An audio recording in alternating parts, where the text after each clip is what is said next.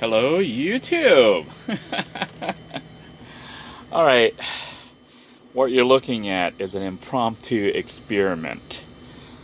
Originally, I came to the RV to do some work, try to get some wiring done, to figure out how I'm going to wire everything, to try to get the RV off-grid power capable.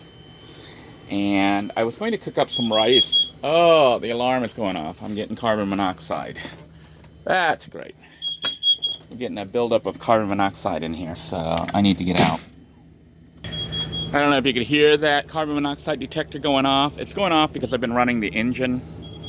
I've been running the engine right here idling for a while. And the reason I've been idling is I've been trying to charge up the battery packs to test them out to see if it's going to be capable. And evidently I'm leaking carbon monoxide, possibly from the cab here, even though I have the doors open, or it may be blowing up out here and getting in somehow from underneath the vehicle or from some other source. So this is why it's kind of important to have a carbon monoxide detector. It is going off, which means I need to air everything out. Oh, I know why. I had the I didn't have the rear windows open. I did have the side windows open. Let me see if that'll reset it. But I do need to get out of the vehicle because the carbon monoxide is going on right now. The rice cooker is cooking right now off the inverter that's being powered by the 750 watt unit. I think it stopped. I think we got some air. I might have some fan here blowing. We'll get the fan blowing, and that should hopefully blow the carbon monoxide around and out. And make sure this is up, the ceiling. We're going to try to vent out. The windows there are open. This window's open, door's open. Should be getting air here. And I got the fan blowing now. But anyhow, carbon monoxide made it all the way to the back. It's collecting in the back room. So it's enough to actually possibly kill you. So I think I do need to get out of the vehicle right now, though.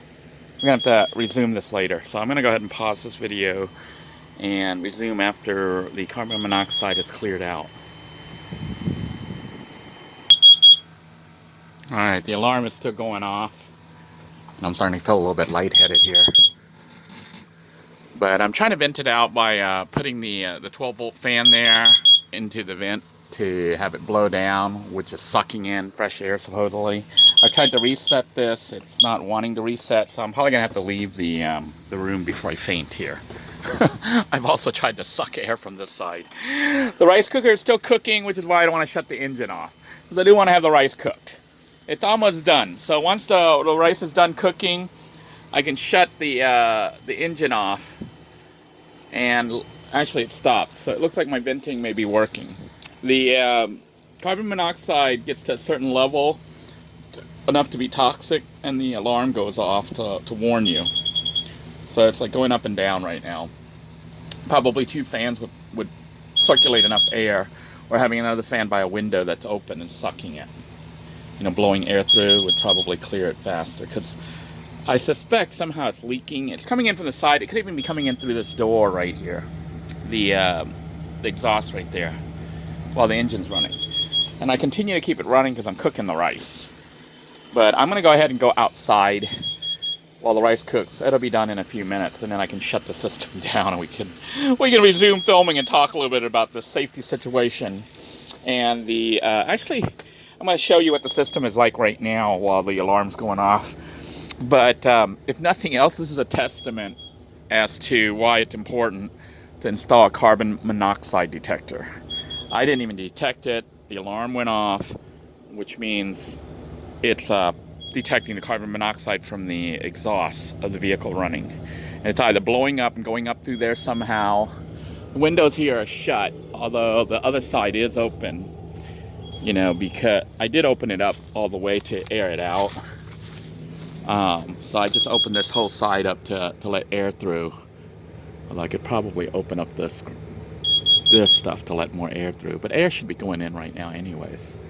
So anyhow, I have the power right now hooked up from the inverter inside the vehicle, and it's running through here and plugged into the RV with the adapter cable here. See the adapter cable?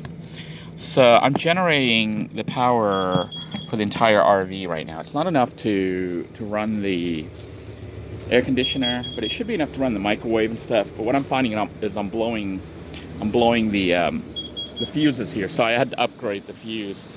I had a 15 amp fuse which was blowing, so I upgraded it to 30 amps, and it's not blowing now. But I run the risk of having wires melt, you know, because it does get really hot.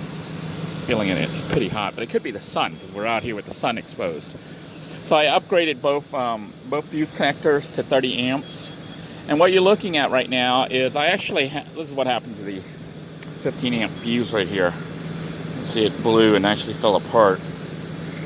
But I have a jumper right now because I'm connected to a secondary battery that I've installed in here. I'll try to show you here.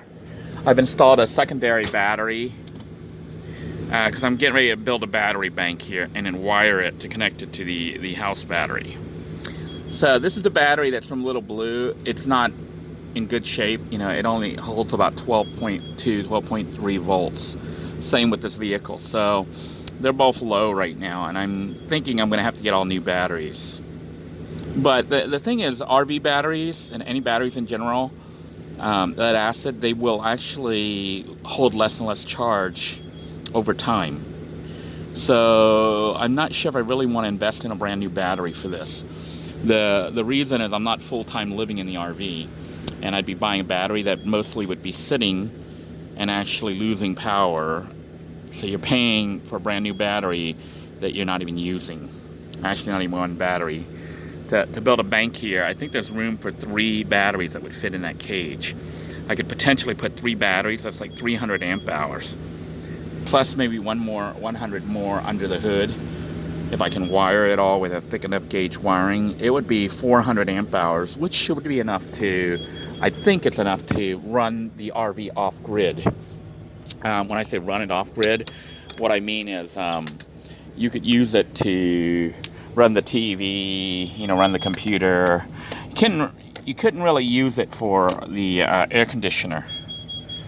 And for cooking and stuff, you could do it if you had the engine on to charge the system up.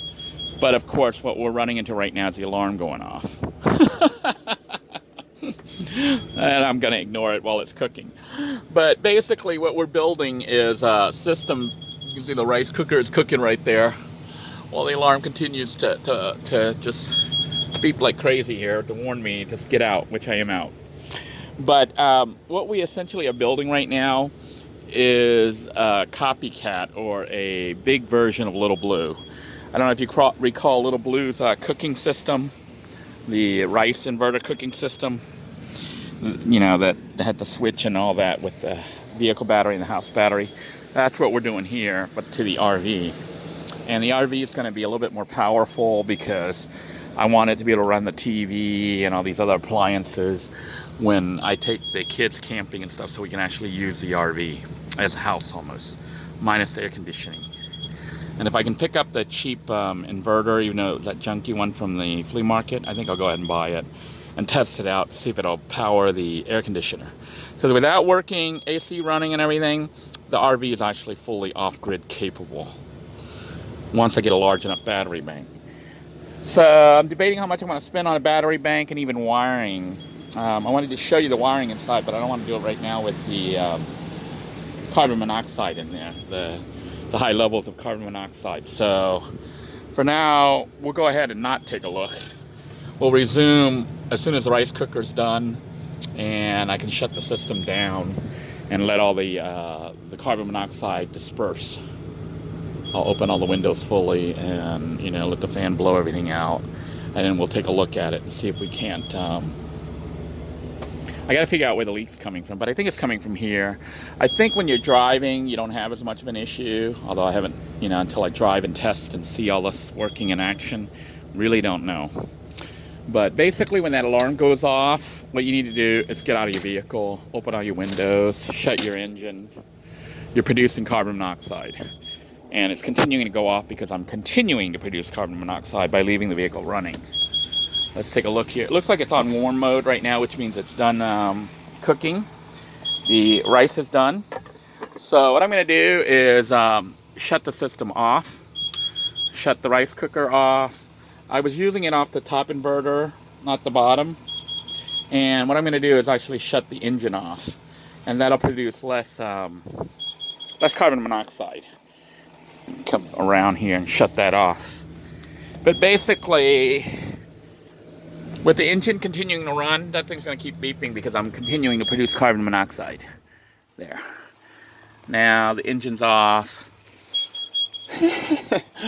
And I'm going to hold my breath and go in there and try to air everything out until that alarm stops. So hang on a minute. We got this trying to suck air in. Hopefully pulling some air from the top there. I don't know. Should probably be closer.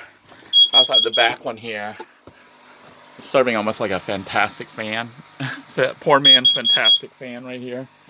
And what we're going to do is open this up and get it to vent. Alright, open that window up. I think I'm going to open this one up a little bit more too. I don't want to open it up too much because what we're going to do is just open the, there we go, the way, because it's already open, it'll let air blow through. And let me try to blow this and see if we can clear this.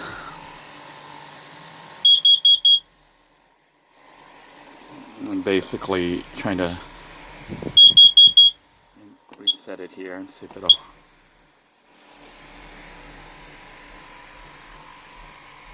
What is making that noise? I think it's the fan making that noise. Alright, I think I've reset it now. And I'll continue to let the air. This is my cheap poor man's fantastic fan. You know, they sell the vent fans up here. Those are like over $100 and something. But this is like a $12 or $14 Walmart solution. Probably doesn't work as well, but it still has a high level of carbon monoxide in here. So I just need to leave this room because I feel so sleepy. I want to lay down in this nice comfortable bed and go to sleep. But I suspect the carbon monoxide level in that room is high. Although it's finally stopping because we're not generating anymore at this point. We got the engine turned off. So the rice is done. We do have cooked rice off the inverter inside the RV. I think you're starting to get what I'm gonna be doing in here. One of my plans is actually to cook while driving the RV. So what I'm thinking of doing is building a little cooking area here, just like I did in the van. And I can hook up the rice cooker and cook rice while I'm driving. Maybe soups and other stuff. Like I cook inside the van. So I can actually cook and drive. And the reason for doing that is while you're driving, the car is generating electricity. So, you know, that's the best time to be cooking. Instead of like right now where we're parking and idle and setting off the alarm. By setting up the inverter cooking system, just like I did in the, trying to clear out the, reset this thing. I don't know if it's going to reset or not. I think that's the test. That was the test. Okay. In theory, I'm going to have this set on oscillate. We're going to set the fan to oscillate. Alright. And this should blow air to help blow it out. I got both windows open. Oh boy. If nothing else, you get to see how to make a poor man's fantastic fan. If your RV doesn't have a we're still getting so much. There's evidently a lot of carbon monoxide in here right now. I definitely need to leave this room because I'm feeling a little lightheaded. Yeah, the thing to do when the alarm is going off is get out. Get outside. I know you didn't see me do that, but I was pretty confident I'm okay. I'm feeling a little bit better now that I'm outside. And fresh air is blowing now because it's no longer on and blowing more carbon monoxide at me. So,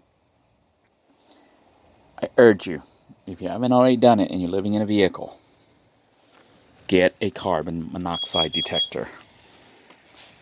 It could be the difference between you living or you dying in your vehicle. So anyhow, rice cooker is done. I'm going to wait for the alarm to finish cooking, and then we're going to begin part 2 of this little experiment here. But yeah, I'm going to wait because I can't really talk. I feel a little lightheaded. So I'm going to sign out for now. Take care, everybody. Bye-bye now.